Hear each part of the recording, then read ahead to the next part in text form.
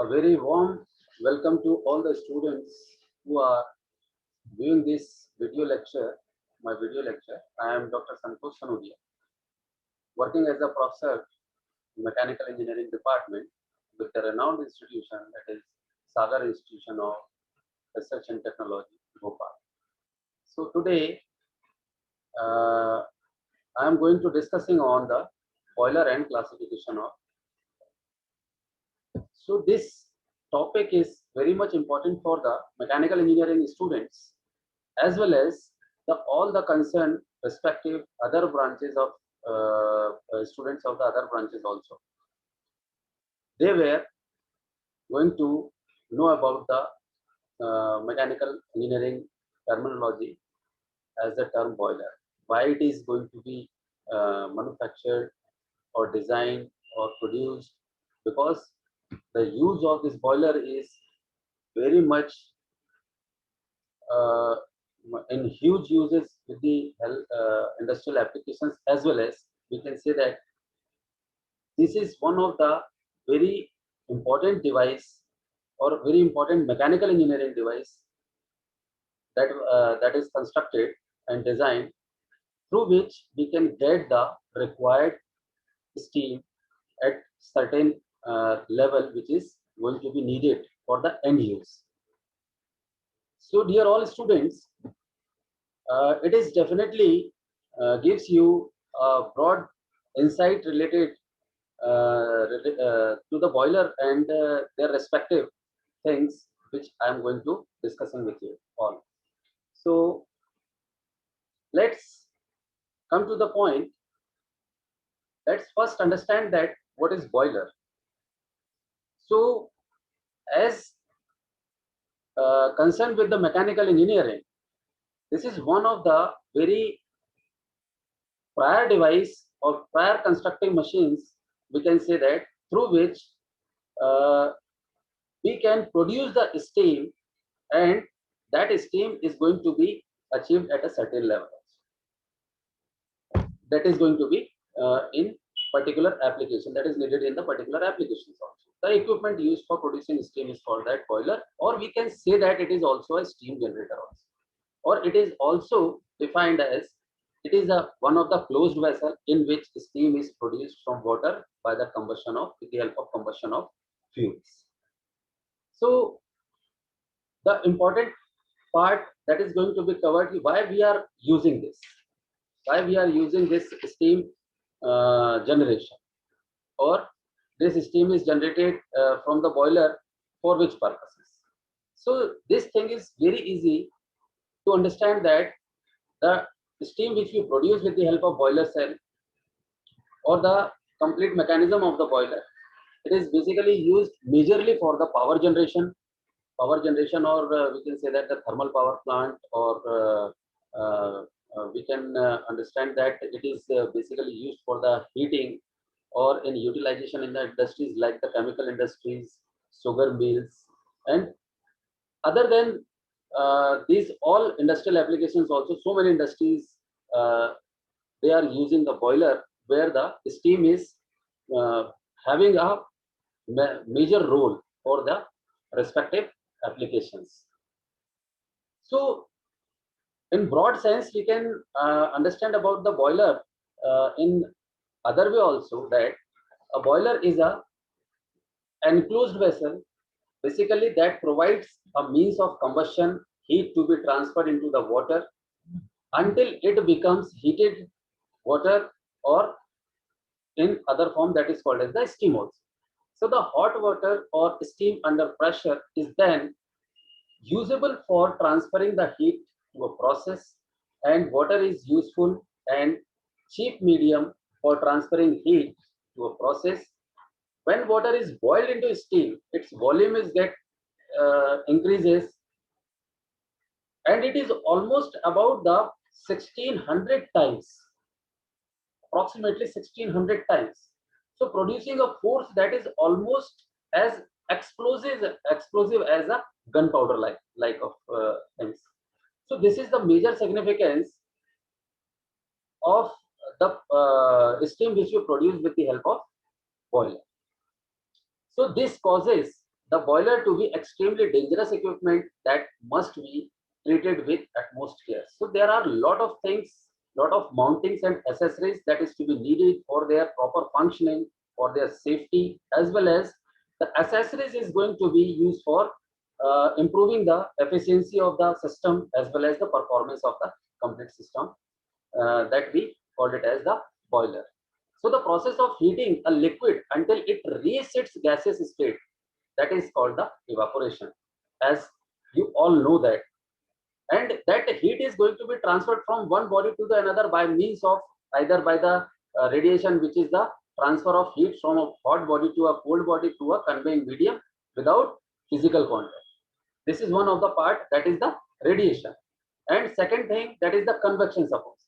So the transfer of the heat by a conveying medium such as air or water, we can use here as a medium. And the third thing, which is almost prior to know that, that is the conduction.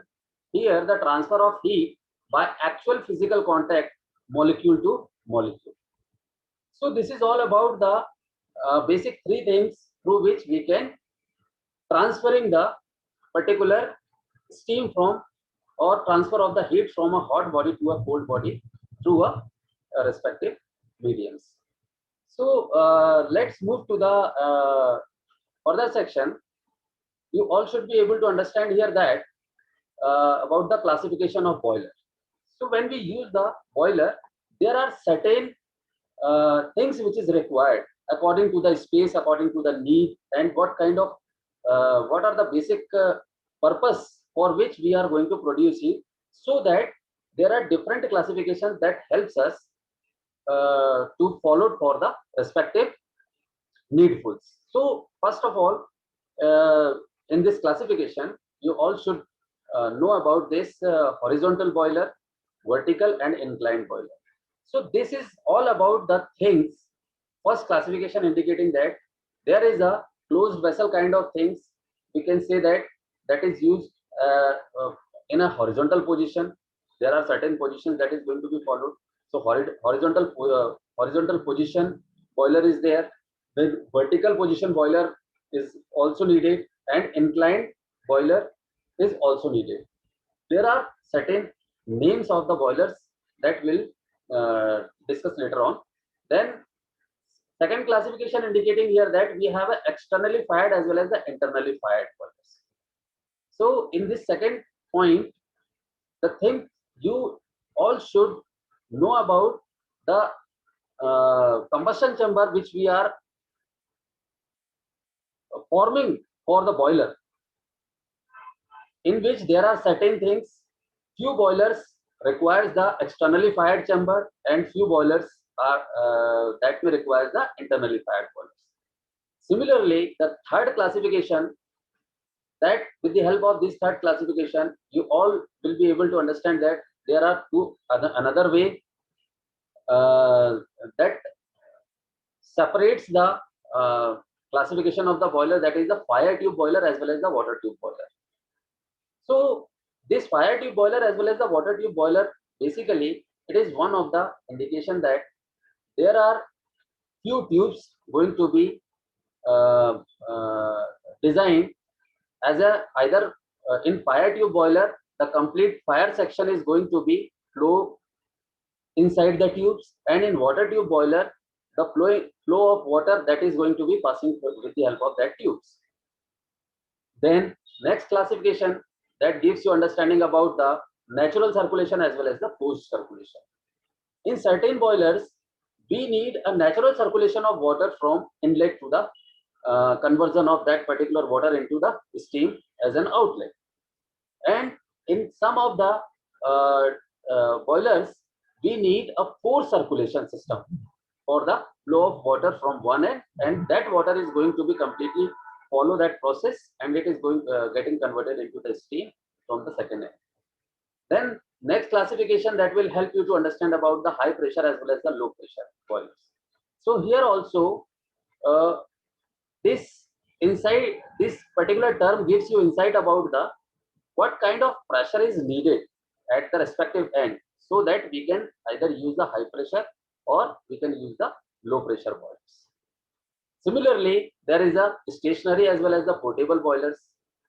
We can say that stationary boilers that is going to be installed and fixed at one position, and that is not possible to move from one place to another. But in portable boilers, we can say that the boiler is going to be fixed in any of the arrangement, but that complete system is movable.